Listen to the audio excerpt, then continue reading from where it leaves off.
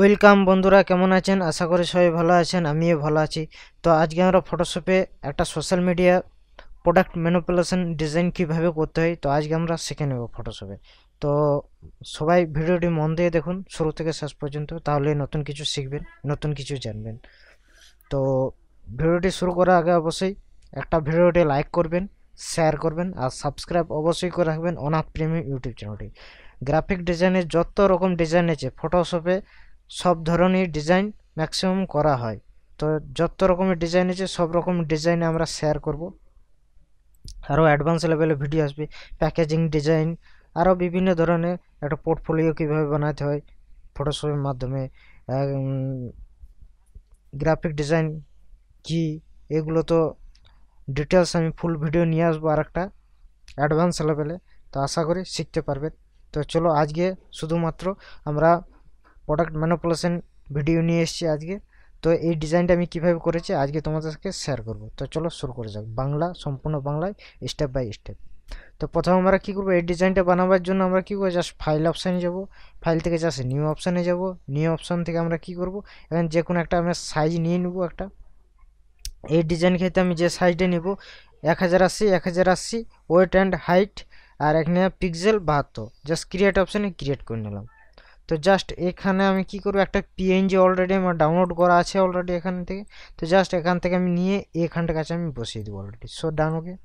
তো PNG already আমার নেওয়া আছে, ওই জন্য আমি এখান থেকে এটা নিয়ে নিলাম। তো জাস্ট এটা কি করব, একটা কপি করব, জাস্ট অলরেডি এখান থেকে আমি কপি করে দিলাম। কপি করার পর কন্ট্রোল টি দিয়ে দিলাম। কন্ট্রোল টি দেওয়ার পর এখানে কি ফ্লিপ অ্যান্ড ভার্টিক্যাল বলে একটা অপশান আছে, এখানে আমি ক্লিক করে দিলাম। সো ডান, ওকে। তো জাস্ট এরকম পজিশন আমি কিন্তু এটাকে রেখে দিলাম। রাখার পর আমরা কি করব, এখান থেকে জাস্ট ব্রাশ টুল নিয়ে নেব। ব্রাশ টুল নেওয়ার পর এখান থেকে জাস্ট আমরা একটা শ্যাডো দেওয়ার জন্য আমরা কি করব, সিলেক্ট করে নিলাম। এখান থেকে জাস্ট আমি কি করলাম, একটা নিউ লেয়ার নিয়ে নিলাম। নিউ লেয়ার নেওয়ার পর এখান থেকে জাস্ট আমি শ্যাডোটা আমি ক্রিয়েট করে দেবো। সো ডান, ওকে। একটা জাস্ট ক্রিয়েট রিয়েলিস্টিক শ্যাডো হয়ে গেছে। এখান থেকে আমরা কি করবো, জাস্ট সলিড কালার যাব, সলিড কালার থেকে যে কোনো একটা হালকা কালার এখান থেকে আমি চুজ করে নেব। তো ডান, এই কালারটা আমার পারফেক্ট লাগছে ডিজাইনটার ক্ষেত্রে। আর এখান থেকে আমি কি করবো, কন্ট্রোল টি দিয়ে দেবো। জাস্ট এই যে শ্যাডোটা যেটা আছে হালকা আমি এখান থেকে ছোট করে দিলাম। এখান থেকে জাস্ট এরকম পজিশন আমি কিন্তু বসিয়ে দিলাম। ডান, ওকে। এইবার আমাদের কাজ কি হবে এখান থেকে, তো এখান থেকে যেটা কাজ হচ্ছে আমার, এখান থেকে যেটা আছে জাস্ট আমি এখান থেকে এটা আমি সিলেক্ট করে নেবো অলরেডি। এই উপরেরটা যেটা আছে এটা জাস্ট আমি একটা নিয়েছি এখান থেকে, জাস্ট রাউন্ড একটা শেপের মতো নিয়েছি। জাস্ট এটা এখান থেকে আমি কিন্তু বসিয়ে দেবো এটাকে এখান থেকে। জাস্ট পারফেক্ট অনুযায়ী এটাকে আমি বসিয়ে দিলাম এই অনুযায়ী। সো ডান, ওকে।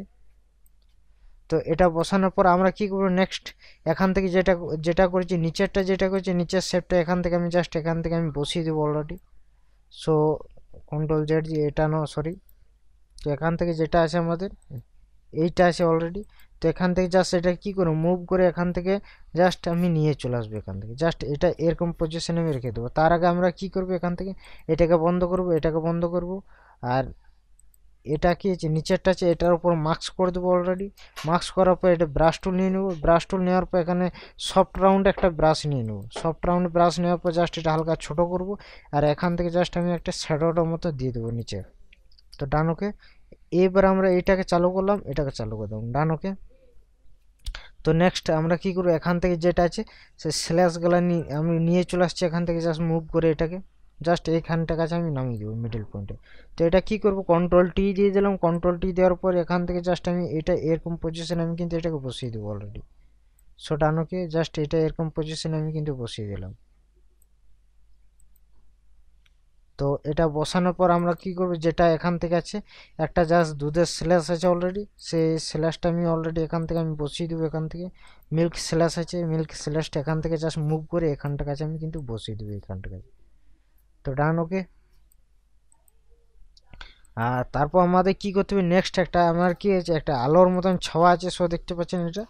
তো আলোর মতন ছাওয়া আছে, এটার উপর জাস্ট আমি এটা কি করবো, মুভ করে এখানটার কাছে আমি কিন্তু বসিয়ে দিলাম। সো ডান, ওকে। এটা কি করবো, সবার নিচে আমি কিন্তু নামিয়ে দেবো। নামানোর পরে এটা কি করবে, এখান থেকে জাস্ট মুভ করে এখানটা কাছে বসিয়ে দিলাম।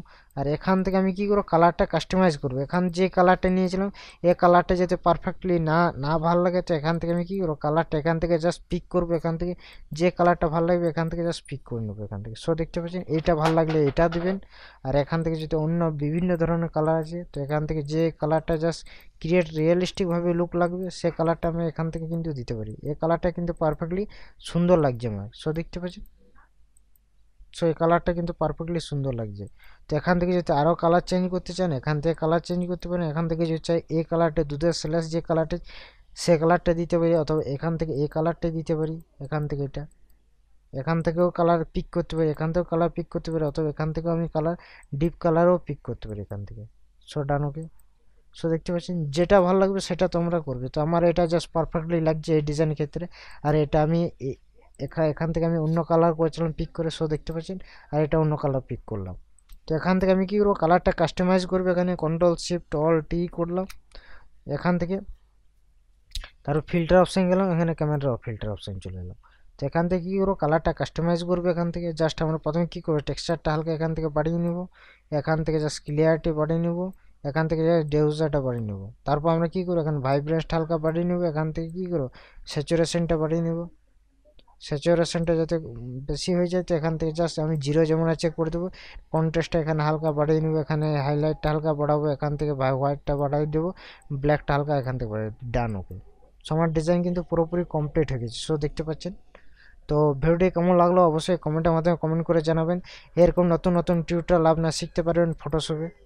সো দেখতে পাচ্ছেন এই ডিজাইনটা যেরকম ছিল সেই ডিজাইনটা সেরকমই আছে। সো আশা করি বুঝতে পেরেছেন। তো এরকম নতুন নতুন ডিজাইন আপনারা শিখতে পারবেন ফটোশপে।